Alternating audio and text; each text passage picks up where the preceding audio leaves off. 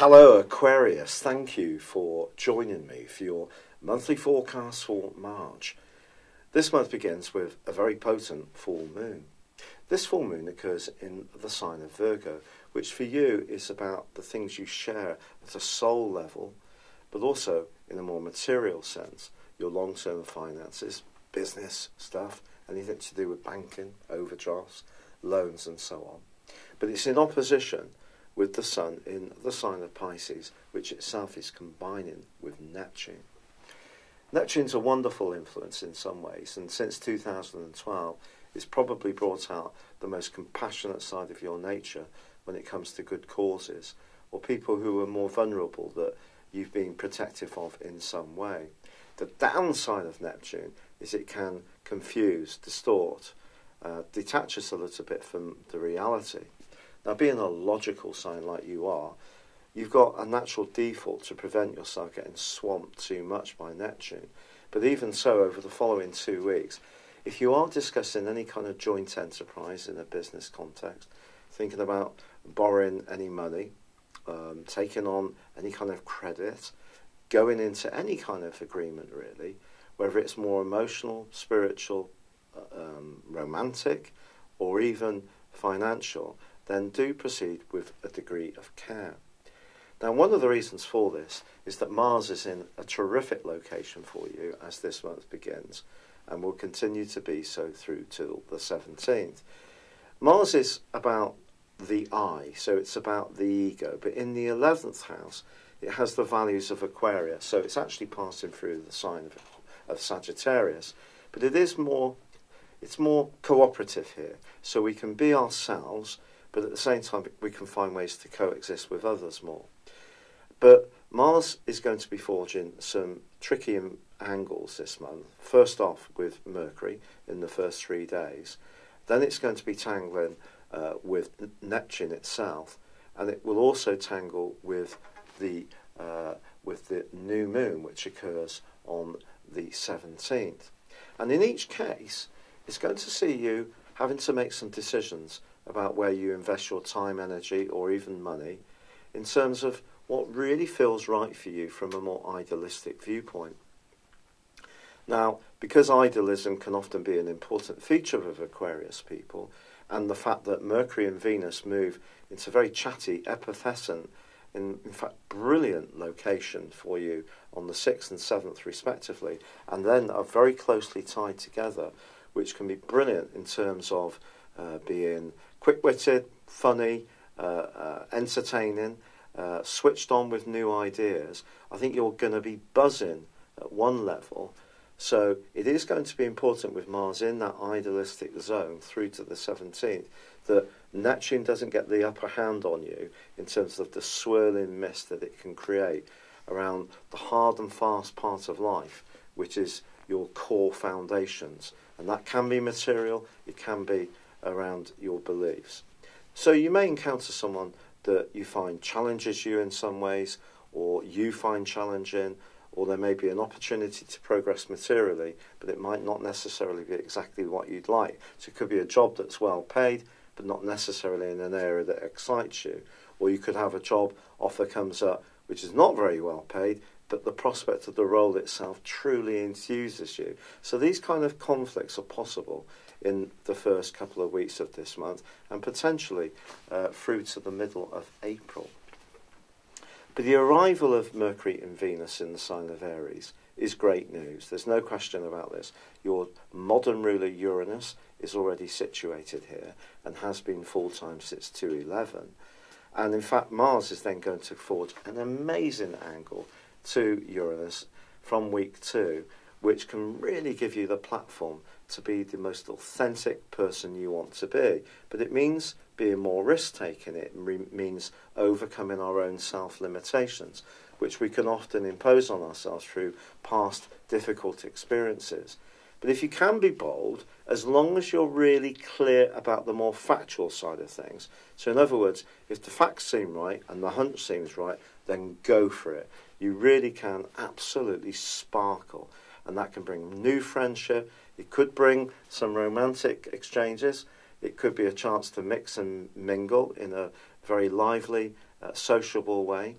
And it can also be a time to demonstrate to people your ideas and receive a wider audience for how you view things.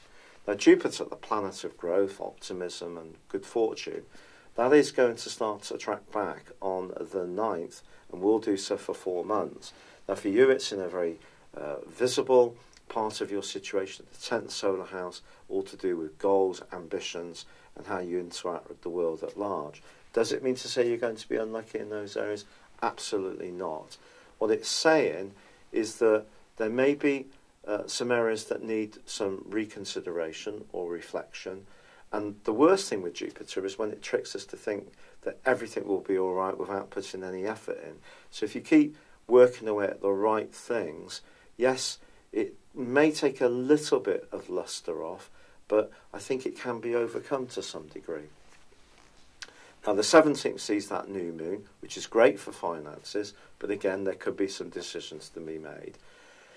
I think also this can work around the friendships you have and the groups that you're involved with, because if there are people that you've kind of been very understanding with, because basically Aquarius people can have a really broad church of different types of friends, there may be a few that are kind of not really even coming up to the most generous parts of your nature. There could be disappointment around some people, and you may start to feel that you want to pull in a little bit and let some relationships go. But then on the 21st, the Sun bursts into Aries, and then Mercury goes into a retrograde on the 23rd. Interesting stuff. But just before that, on the 18th, Mars makes its way into the 12th solar house. Now, I'm just going to tell it as it is. Some people say that I'm a little bit more honest than, well, I certainly don't put the sugar coating on things, but also I don't like to be fearful. But Mars moving into the 12th house is really about any outstanding debris from the past. So for the next 6 weeks, there is a chance to have a bit of a sort out. And it's also going to be combining with Pluto from the 27th to the 31st. That's a very powerful combination. It could be one of those situations where even if you feel that everything is sorted in your situation, you may be surprised by how someone seems to be attracted to challenge you, but you can't really see what their agenda's about.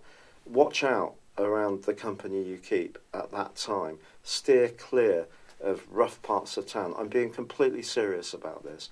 In the 12th solar house, you may encounter someone completely incidentally who may not know anything about you, but just through purely not great circumstances, it can sometimes not be good. So stay in places that are spiritually uplifting. Stay with people who are good for your soul. And then, yes, Mercury retrograde. What might that mean? Well, we all know that Mercury retrograde can cause mischief around trains and boats and planes. Perhaps they should relaunch that song, but with a retrograde version. That would be quite funny, wouldn't it? But essentially, yes, there may be things that you really have to monitor around paperwork, text messages, emails, technology, a mode of transport. A domestic appliance may prove to be a bit unreliable. But also it can be a chance to challenge some of your own thinking, update things, perhaps replace things that are no longer working. Turn the retrograde into a positive. That's entirely possible. Now, I do think that there's going to be much greater social interaction from the beginning of week 2. So you are going to have new people coming your way, but do keep that psychic antenna really extended and sift out who's really going to be good for you. Don't be too generous. By the end of this month, Venus, the planet of love, returns home, goes into the sign of Taurus. For you, this can see you feeling like making your environment a little bit more pleasing. It could seem to redecoration, moving all together. May seem buying some home furnishings, some new bedding, perhaps using the Mercury retrograde to get a new vacuum cleaner to get your place pristine clean, if that's something that appeals.